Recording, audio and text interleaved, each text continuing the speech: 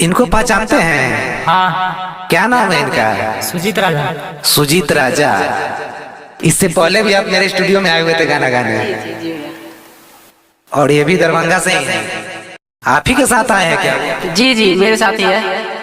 अच्छा, यानी कि पिछले बार आप आए थे तो इस बार अपने दोस्त को लेकर आए हैं ना? जी जी। चलिए, पिछला बार का काम कैसा लगा आपको? बहुत अच्छा, दिल छू गया भैया। दिल छू गया।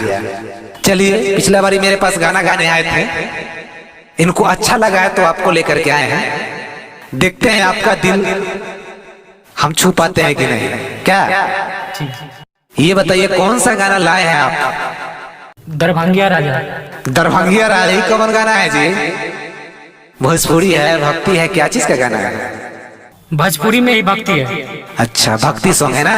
जी। भोजपुरी है, भक्ति सॉन्ग है। थोड़ा बोल्ड आवाज में बोलिए ना, बोल्ड आवाज में गा के सुनाइए।